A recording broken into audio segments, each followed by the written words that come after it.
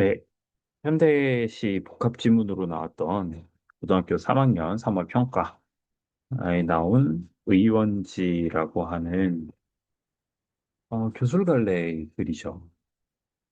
교술갈래라고 하면 우리가 흔히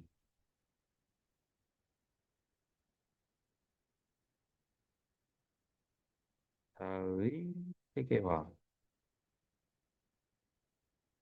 굳이 쓰진 않는 말입니다. 왜냐하면 이건 결국 자신이 얻은 깨달음, 이 교훈이 되겠죠. 그걸 독자를 둘러싼 사회에 전달하는 거고요. 깨달음은 보통 이런 경험을 통해서 이루어지게 되죠. 물론 이제 경험을 기반으로 좀 더 충실하고 깊은 사고를 통해서 그 깨달음을 정교화할 수 있는데 그 근원은 이제 경험이라고 하겠습니다. 이거 너무 약간 경험주의자 같았나? 칸트도 좋아합니다. 자, 앞부분의 내용은 뭐냐면 자, 원림이라고 하는 게 있어요. 내가 머무르면서 즐길 수 있도록 조성된 자연 공간인데 이건 페이크다. 왜냐? 마음속에 있는 거거든. 마음속에 있는 거. 그런데 이걸 진짜 상세하게 묘사합니다. 실제로 이제 그 전문을 보면 내용들이 뭐 어디에 뭐가 있고 어떤 식물이 있고 어떻게 자라고 있고 하는 것은 아 이게 정말 이걸 굳이 이렇게까지 할 필요가 있을까 생각할 정도로 굉장히 자세하고 세세하게 놓여져 있습니다. 자, 그러면 이제 앞부분은 뭐 그런 설정인가 보다 하시면 되겠고, 그러니까 가상의 공간을 만들었는데 그걸 너무 디테일하게 만든 상황이에요. 그 뒤를 본문을 보도록 하겠습니다. 오호라, 인생은 100년의 제한이 있고, 일과 뜻은 어긋나고, 태어날 때 가지고 오는 것도 없고, 이생을 떠날 때 쥐고 가는 것도 없다. 이거 공술의 공수거라고 하지요. 바쁘면 누릴 수 없고, 힘이 부족하면 늘 한스럽고, 미래의 망상을 갖느니보다는 뭐가 좋겠다. 방위의 뜻을 두는 것이 낫겠다. 이게 잘못 보면은 그냥 도피로만 보이기도 해요. 네. 그냥 단순히 현실에서 될 거 없네. 모든 게 다 고통이네. 현실은 다 고해로구만. 그러니까 그냥 세속을 벗어난 데 마음을 두어서 논의는 것. 어떤 미래의 망상, 이렇게 될 거야라는 기대라든가 그것이 이루어지지 않았을 때 오는 실망과 분노 이런 것에 흔들리고 시달리는 것보다는 뭐가 좋다? 세속을 벗어난 이러한 마음을 흔드는 것들로부터 벗어난 방외에서 자연에서 누리는 게 낫다. 경영하에서 애쓸 바에는 북끝에서 완성하는 게 낫다. 그러니까 이렇게 글을 만들어서 이것 안에서 논의는 것이 더 낫다라고 보는 거네요. 결국 모든 일은 힘들면 그 일을 그만두면 힘들거나 편안함의 차이가 드러날 것이고 모든 일은 그만두면 힘들거나 편안함의 차이가 드러나고 다시 즐기는 마음을 붙이면 좋고 나쁨이 나타날 것이다. 자, 일이 끝났을 때 이걸 구분할 수 있는 차이가 드러나고 즐거운 마음을 붙이면 또 좋고 나쁜 즐기는 마음을 붙이면 이제 어 생각보다 괜찮은데 그럼 이전까지는 좀 달랐구나 이전까지는 좀 나빴구나라고 하는 좋고 나쁨과 힘들고 편안함이 일이 맞춰진 뒤에 그것을 평가하고 생각하는 마음에서 비롯된다라는 얘기네요. 이것이 나의 뜻이요. 이게 내가 마음속에 의원이라 이름 붙인 원림을 만들었으나 처음부터 존재하지 않은 적이 없었다. 자, 원림이라고 하는 건 내가 만들었단 말이야. 내가 만들어서 그것이 존재한다. 이거 너무나 상식적이죠. 그런데 이걸 보고 지금 뭐라고 해요? 처음부터 존재하지 않은 적이 없었다. 원래부터 있었다. 이게 무슨 소리지? 마음으로 만들어냈는데 그 전부터 존재했다고? 이것은 다 뭐다? 나의 해석이 만들어낸 것이고 나의 마음은 그 이전부터 존재했으니까 이렇게 얘기를 한 겁니다.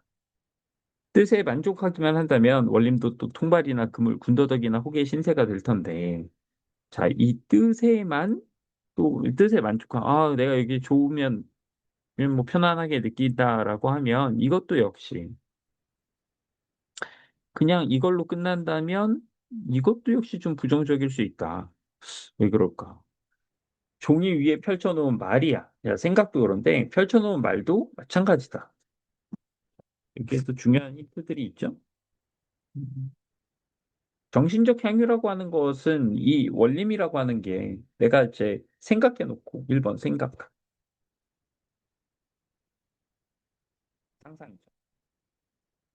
그리고 그것을 이제 실제로 그 상상한 것을 글로 써본 거죠.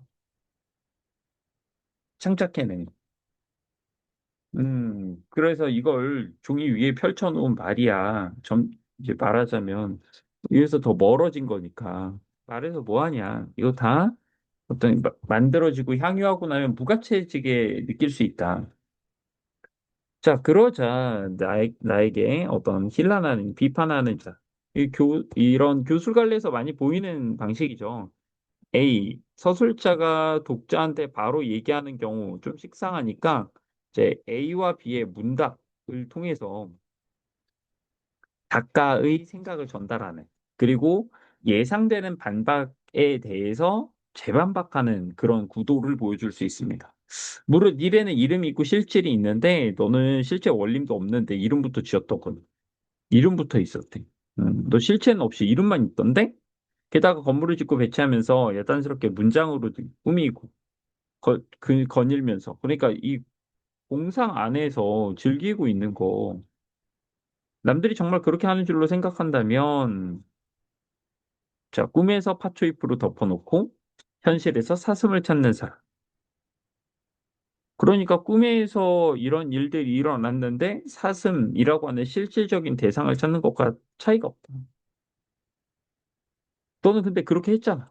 이름을 앞세우고 실체는 없는 데 그냥 마치 실제로는 존재하지 않는데 거기에 매달려 있는 것과 마찬가지 아니냐. 제 어렸을 때 이제 해리포터 같은 게 유행했거든요. 제가 들은 말 중에 되게 재밌었던 거는 해리포터에 너무 빠진 나머지 자신에게 14살 생일이 됐는데 아무것도 부엉이가 편지 주지 않았다는 그 해리포터 입학하는 호그와트 입학하는 그 편지가 안 와서 너무 실망했다는 얘기 있었고 또 막 예전에 뉴스에선 아이들이 이제 현실 감각이 사라지면서 포켓몬이 실제로 존재할 것 같고 이런 얘기하는데 마치 그런 상상의 산물들을 실제로 여기는 것 이런 걸 주장하는 게 아니냐. 그런데 자 당연히 이제 반박하면서 이것에 대한 재반박을 통해서 작가의 주장과 생각을 더 강화하겠죠. 그렇지 않네. 마음은 아니요. 원림은 바뀌다. 그러니까 원림도 마음에서 지어낸 건데 굳이 따지자면 마음이 더 그 안에 있고 그 밖에서 형성된 게 원림이라는 거죠. 또 그걸 이제 원림이라는 것을 또 이제 글로 쓰고 또 남이 읽겠죠. 이런 어떤 층위가 있다는 거예요. 남은 밖에 있는 것을 구하고 나는 안에 있는 것을 구한다. 아, 그러니까 나는 마음을 구한다라는 거구나. 너는 원림을 보는 거야. 너는 이 원림을 보는 건데 나는 원림이 없다고 생각하는 이 자식이 장난하나? 나는 원림이 없다. 내가 지어낸 거니까. 원래는 존재하지 않는다. 지금 뭐가 있을 뿐이다? 내 마음이 있다. 그 마음이 근원임을 본다면 이거 똑같은 얘기죠. 내 원림이 없었던 적이 없으나 원림이 있다고 생각하고 보면 증거의 영매이고 사물에 구속돼요. 내 원림이 없었던 적은 없다. 왜? 원림이 가리키는 본질은 뭐다? 마음이고 마음은 원래부터 있었으니까. 그런데 원림이라고 하는 대상을 지금 있다라고 상정하고 자꾸 망상을 하고 보면 그 원림이라고 하는 대상에 구속되어 버린다. 그러면 무슨 일이 있냐? 그럴 때는 어떻게 된다? 이 마음 속에서 만들어져 있는 이 원림을 경계로 해서 이 나의 마음과 바깥이 나뉘어져 버린다는 거죠.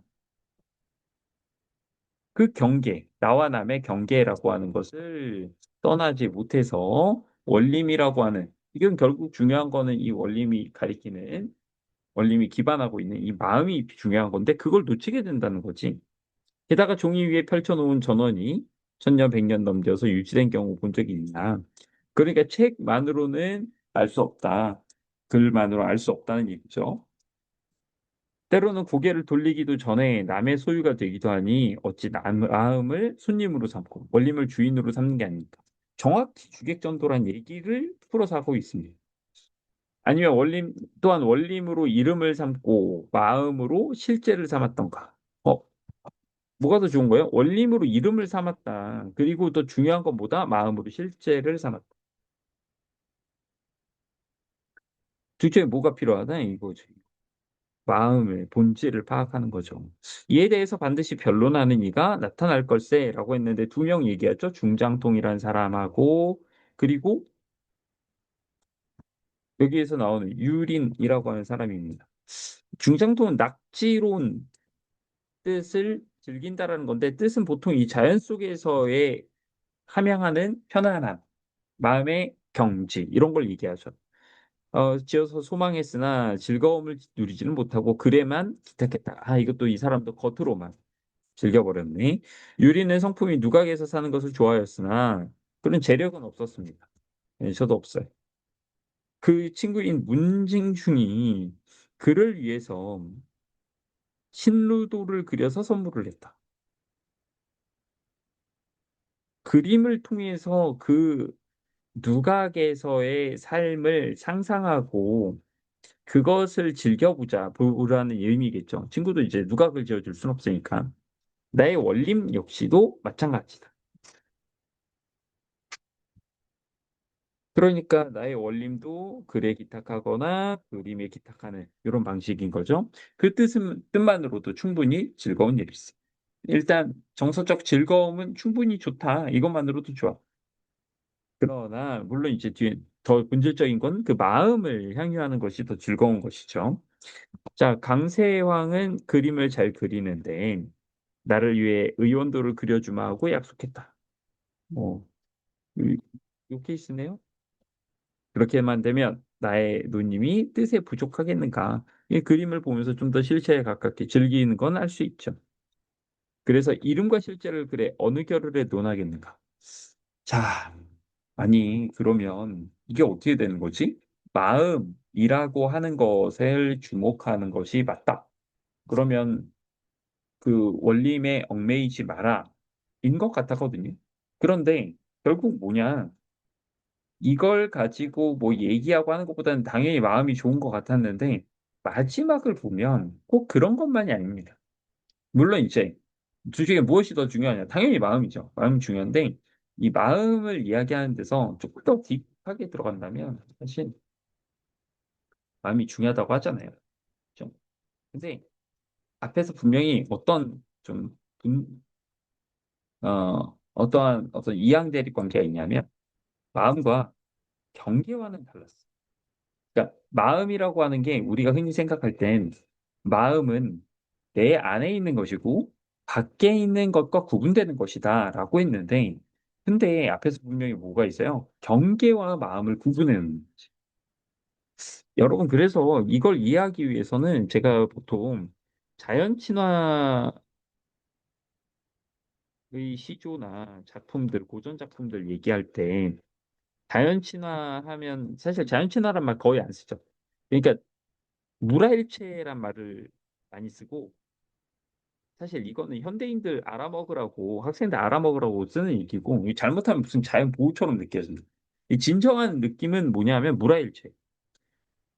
자주 말하지만 우리가 500년 전 어느 날로 거슬러 올라가서 한양에 있다고 해서 거기가 너무 도회적으로 느껴지진 않을 거야.